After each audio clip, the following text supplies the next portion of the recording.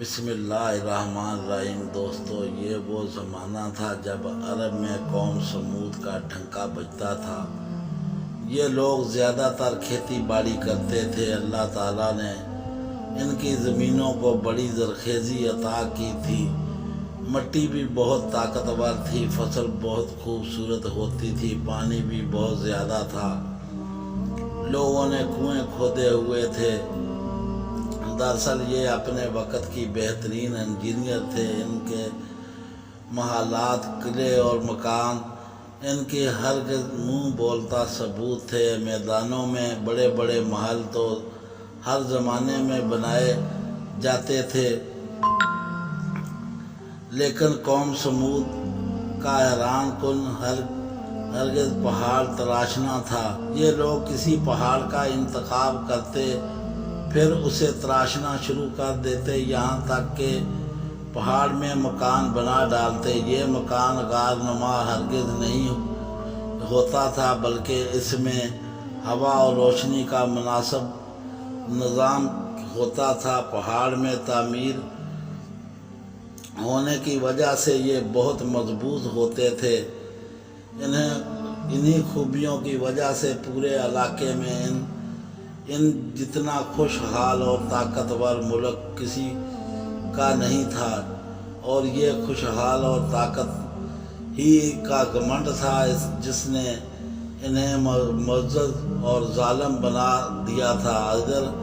ارد گرد کی بستیوں پر ظلم کرنا ان کے لیے ایک کھیل کا درجہ رکھتا تھا۔ خدا کی بخشی ہوئی نعمتوں کی وجہ سے سمود کے لوگ عیش کی زندگی بسر کر رہے تھے اور اپنے نبی رسول حضور ہود علیہ السلام کے تعمیرات کو بلا چکے تھے۔ انہوں حالات میں ایک نوجوان کا چرچا ہوا، سرخ و سفید رنگ، لمبے قد اور مضبوط، جس کا مالک یہ نوجوان عام لوگوں سے الگ تھلگ رہتا تھا۔ اسے اپنے زمانے کے فضول رونقوں سے کوئی دلچسپی نہیں تھی۔ اسے بت قدوں میں رکھے ہوئے بتوں سے بھی سخت نفرت تھی۔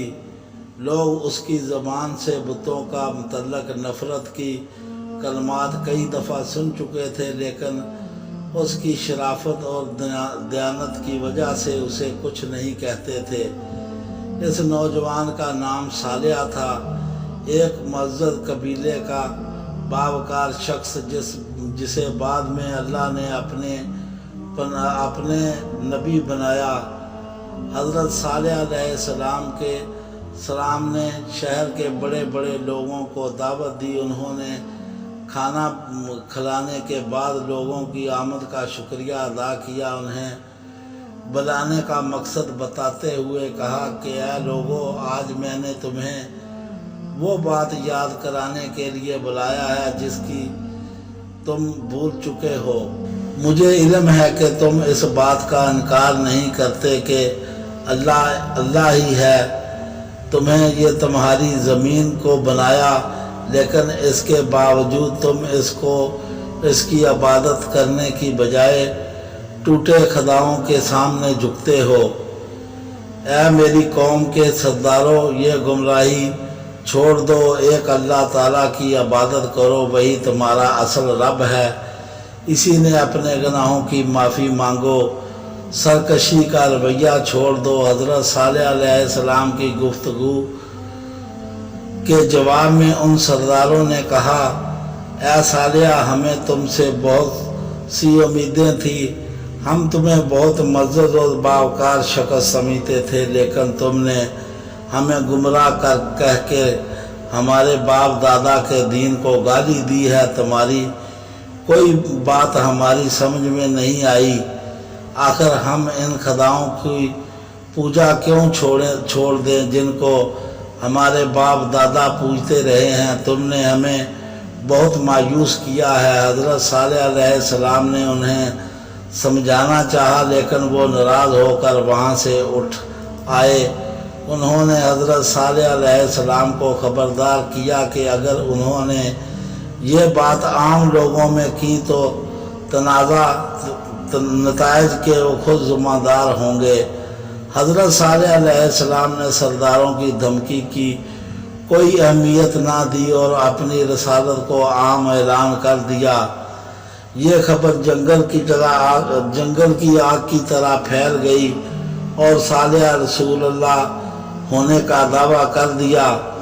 انہوں نے اپنی قوم کو بتایا کہ وہ حضرت نوح اور حضرت ہود کی طرح کے رسول ہیں اور ان کا انکار کرنے پر اللہ ان پر عذاب نازل کرے گا، مگر طاقت کے غرور میں بڑے ہوئے سرداروں اور مذہبی لیڈروں نے لوگوں کو یہ کہہ کر تسلی دی کہ وہ اللہ کی نافرمانی کر رہے ہیں اور گناہ کی زندگی بسر کر رہے ہیں، تو اللہ انہیں پورے عرب میں انتہائی عزت نہ دیتا اور ان کی زمینوں کو اتنا سرسبز نہ بناتا اور ان کے محل اور پہاڑوں پر تراشے ہوئے مکان اتنے عمدہ نہ ہوتے۔ بت خانوں کے مالک یعنی کہن کہتے ہیں کہ اے لوگو، خود سوچو، جو ہاتھ گناہ گار ہوں ان ہاتھوں میں اللہ ہر کیوں پیدا کرے گا کہ جن کی وجہ سے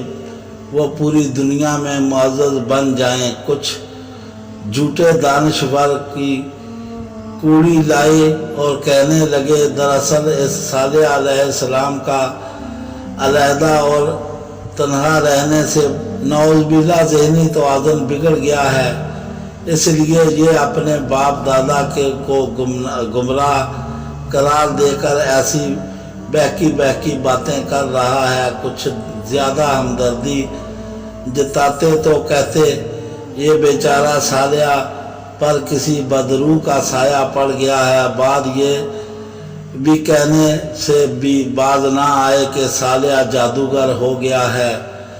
کچھ سردار کہتے ہیں کہ ہمیں یقین ہے کہ صالح نے یہ سارا چکر اس لیے چلایا ہے کہ وہ لوگوں کو بیوقوف بنا کر ان کے سردار بن جائے۔ یہ بہت چالاک شخص ہے۔ لیکن صالح علیہ السلام نے سرداروں کو بت قدوں کے کہانوں کی باتوں کی کوئی پرواہ نہ کی اور اپنی تبلیغ جاری رکھی۔ آپ کی کوشش سے کچھ لوگوں نے ایمان قبول کر لیا اور آپ کے رسول اللہ ہونے کا اقرار کر کے شرک اور بری باتوں سے باز آ گئے، اور ان میں سے اکثر ایسے تھے جو غریب اور عام لوگ تھے۔ قوم کے سرداروں نے ان ایمان لانے والوں کو بیوقوف قرار دے دیا اور حضرت صالح علیہ السلام کو خوب مذاق اڑایا۔ کئی برسوں کی تبلیغ کے بعد سمودی قوم آپ سے تنگ آ گئی اور آپ کو اپنی طاقتور قبیلے کا معزز شخص ہونے کی وجہ سے کوئی نقصان بھی نہیں پہنچا سکتی تھی۔ ان دنوں قبیلے کی کسی فرد کے قتل ہو جانے پر جنگ کا لمبا سلسلہ شروع ہو جاتا تھا، چنانچہ قوم کے سرداروں نے بت قدوں اور کہانوں سے مل کر ایک وفد بنایا کہ وہ لوگ حضرت صالح علیہ السلام کے پاس گئے اور کہا، اے صالح، ہم تمہاری باتوں سے سخت تنگ آ گئے ہیں، تمہاری عذاب کی دھمکیوں سے ہمارا جینا مشکل کر دیا ہے، ہماری خوشحال اور رنگین زندگی کو تم نے کباب میں ہڈی بن کر تباہ کر دیا ہے۔ اس موقع پر ہم تم سے صاف بات کرنا چاہتے ہیں، وہ یہ کہ تم کوئی معجزہ دکھاؤ، اگر تم نے ایسا کر دیا تو ہم تم پر ایمان لے آئیں گے۔ تب ایک دن حضرت صالح علیہ السلام نے اللہ کے حکم پر ایک اونٹنی کی طرف اشارہ کرتے ہوئے کہا، یہ اونٹنی اللہ کی نشانی ہے، یہ تمہارے مطالبے پر بھیجی گئی ہے، اس لیے ایک دن یہ پانی پیے گی اور دوسرے دن تم اگر اس اونٹنی کی باری کے دن تم نے کنویں سے پانی حاصل کرنے کی کوشش کی تو یا اس اونٹنی کو نقصان پہنچایا تم پر اللہ کا عذاب آ جائے گا۔ قوم کے سردار بہت ڈرے اور وہ کچھ عرصے تو حضرت صالح کے کہنے کے مطابق اس پابندی پر عمل کرتے رہے، لیکن جلد ہی ان کا صبر ختم ہو گیا۔ انہوں نے اپنا یوں پابند ہونا ایک آنکھ نہ بھایا اور وہ اونٹنی کو اپنی چراگاہوں میں چرتا دیکھتے تو سخت غصہ کھاتے۔ آخر وہ 2 مالدار اور امیر عورتوں نے 2 آدمیوں کو تیار کیا، انہیں اپنی دولت کا لالچ دیا اور ان سے کہا کہ وہ اللہ کی نشانی ہے، اس اونٹنی کو ہلاک کر دیں۔ یہ 2 آدمی اچھی طرح جانتے تھے کہ وہ ایک بہت ہی خوفناک کام کرنے کا ارادہ کر رہے ہیں۔ وہ پہلے تو خوف زدہ ہوئے، مگر رقم کی لالچ نے اور دوسرے لوگوں کے کہنے پر تیار ہو گئے۔ ان 2 آدمیوں نے منصوبہ بنایا کہ وہ اونٹنی کو اس دن ہلاک کریں گے جس دن اس کے پانی پینے کا دن ہوگا۔ چنانچہ اگلے دن ہی وہ کنویں کے پاس جا کر چھپ گئے۔ ان کا پروگرام یہ تھا کہ جیسے ہی اونٹنی کنویں کے قریب آئے گی اس لمحہ پر حملہ کر کے اسے مار دیں گے۔ انہیں زیادہ انتظار نہ کرنا پڑا۔ اونٹنی لمبے لمبے ڈگ بھرتے کنویں کے قریب آئی۔ دونوں ظالم چپکے سے کنویں کی اوٹ سے نکلے، اونٹنی پر حملہ آور ہو گئے۔ ایک نے تلوار کا وار کر کے اس کی ٹانگیں کاٹ دی اور دوسرے نے آگے بڑھ کر اس کی گردن پر نیزہ مارا۔ بیچاری اونٹنی زمین پر گر پڑی اور بے قصور اونٹنی کو زمین پر تڑپتے دیکھ کر دوسرے لوگ بھی پہنچ گئے۔ یہ لوگ چھپ کر یہ سارا منظر دیکھ رہے تھے۔ انہوں نے جب دیکھا کہ اونٹنی پر حملہ کرنے والوں کو کچھ نہیں ہوا تو ان کا بھی حوصلہ بڑھا اور وہ بھی اپنا غصہ اتارنے پہنچ گئے۔ اب وہ سب مل کر اونٹنی کو مار رہے تھے۔ اونٹنی کو مارنے والوں کی رشوت دینے والی عورتیں بھی یہ منظر دیکھ رہی تھی۔ ان سب نے خوشی کے نعرے لگائے اور حضرت صالح علیہ السلام کا مذاق اڑایا۔ وہ کہہ رہے تھے کہ اے صالح، ہم نے اللہ کی نشانی اونٹنی کو بھی قتل کر دیا اور ہمیں کچھ نہیں ہوا۔ یہ بیوقوف لوگ نہیں جانتے تھے کہ انہیں نے اللہ کی دی ہوئی مہلت کو اپنے ہاتھوں سے ختم کر لیا ہے۔ حضرت صالح علیہ السلام تک یہ خبر پہنچی تو اس کی آنکھوں میں آنسو آ گئے۔ آپ نے فرمایا کہ اب قوم سمود کی مہلت ختم ہو گئی ہے۔ ان لوگوں پر 24 گھنٹوں کے دوران ایسا عذاب آئے گا کہ ان کی بستیاں عبرت کا نشان بن جائیں گی۔ حضرت صالح علیہ السلام کی یہ بات جب اونٹنی کے قاتلوں تک پہنچی وہ بہت خوف زدہ ہوئے، لیکن معافی مانگنے کے بجائے انہوں نے حضرت صالح علیہ السلام کو شہید کرنے کا منصوبہ بنایا۔ 9 قبیلے اکٹھے ہو گئے اور ہر قبیلے میں ایک جنگجو منتخب کیا گیا۔ فیصلہ ہوا کہ رات کو حضرت صالح علیہ السلام کے گھر پر حملہ کر کے ان کا قصہ پاک کر دیا جائے گا۔ انہوں نے ایک دوسرے سے وعدہ لیا کہ حضرت صالح علیہ السلام کو شہید کرنے کے لیے سب قبیلے سے ایک کا ساتھ دیں گے۔ یوں حضرت صالح علیہ السلام کا قبیلہ باقی قبیلوں سے بدلہ لینے کی جرت نہیں کر سکے گا، ڈر کر خاموش ہو جائے گا۔ لیکن اللہ نے اپنے قانون کے مطابق ان کافروں کو اپنے منصوبے پر عمل کرنے کی مہلت ہی نہ دی۔ اللہ تعالیٰ کا قانون ہے کہ اس کے رسولوں کو ان کے قوم یا شہید نہیں کر سکتی۔ اگر قوم اس کی کوشش بھی کرتی ہے تو اس پر عذاب آ جاتا ہے۔ چنانچہ حضرت صالح علیہ السلام کو اللہ نے حکم دیا اور وہ اپنے ماننے والوں کو ساتھ لے کر راتوں رات وہاں سے نکل گئے۔ اسی رات وادی میں ایک خوفناک طوفان آیا بگولوں کی شکل میں کہ اس طوفان کی گرج انتہائی دہشتناک تھی۔ اس نے اہل سمود کو تنکوں کی طرح بکھیر کر رکھ دیا۔